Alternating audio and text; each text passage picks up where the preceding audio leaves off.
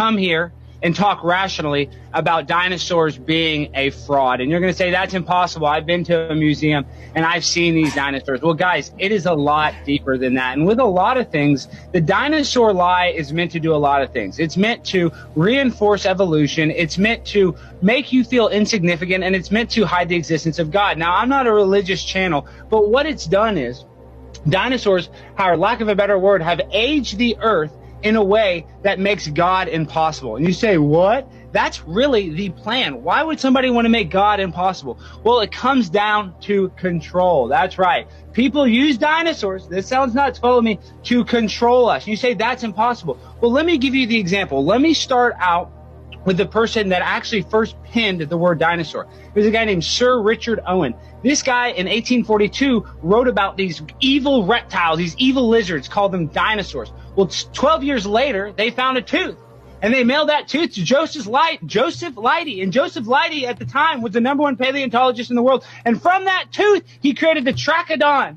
And from that tooth, he created a full dinosaur. That's right. He recreated this whole dinosaur from one tooth. Not only did he tell you how many nipples it had or how big of a wiener, or even if it had a wiener from this tooth, he told you exactly what it looked like, what its skull looked like, whether it had feathers or not, whether it was hot-blooded or cold-blooded. These people made so many assumptions. And when you look at the Bone Wars, what started out as a real, let's say, a noble exercise, looking at old bones. I agree, there are old bones.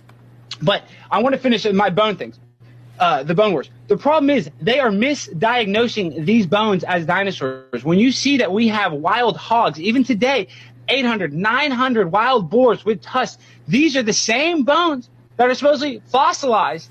And let me tell you something, they have turned in bones with soft tissue. I can show that. So how is it possible for a fossilized bone to have soft tissue if it's 65 million years old? It's impossible. So back to the Bone Wars. The problem with the Bone Wars is Marsh and Cope had to compete. So they had to take a lot of leeway with their diagnosing of dinosaurs. And it was complete bullcrap. And even people admitted today that they had to cut corners. And their mentor, the guy that got them in the paleontology game, Joseph Leidy, you can look this up, ended up quitting paleontology because Cope and Marsh had denigrated the science to where it was actually totally false. You could not trust anything that they said, because what they were doing, guys, they were finding large bones. They were finding an elephant bone.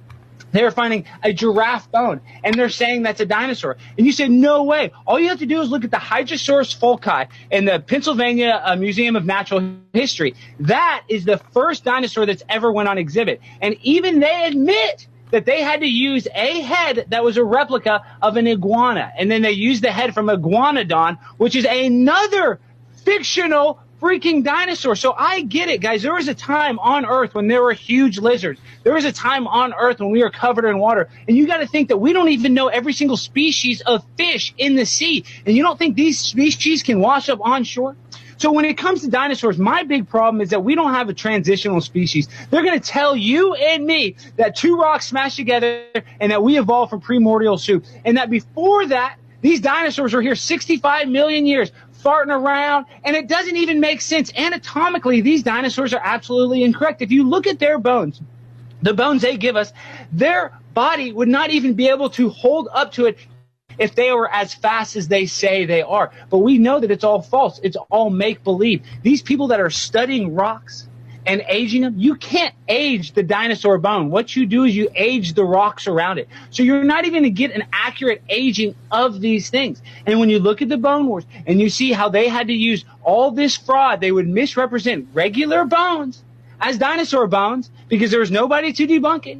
And we still use a lot of their research today. The actual foundation that dinosaurs were built on is a fraud. So the entire dino lie is a fraud, because if you build a house on a bad foundation, on a foundation of lies, then I cannot believe you. So you have to look into it and realize that there is only 2,100 sets, they say, of dinosaurs that we found. That's the ballpark number. And in that, we found supposedly 15 sets of Tyrannosaurus Rex. Now, let me tell you something. There's only 15 of these, yet these transitional species, there should be millions and millions of dinosaurs everywhere. And that brings me to the fossil fuel lie. The reason they want you to think that when you go to your Toyota and you put in a pterodactyl juice, because they want to make you think that it's expensive. They want to make you think it's finite. Guys, the dino lie, when you go and put gas in your Toyota Corolla, you're not putting T-Rex juice in there. But that's what they're going to tell you. They're going to tell you that, and they're going to tell you with a straight face because they're lying to you. They're manipulating you.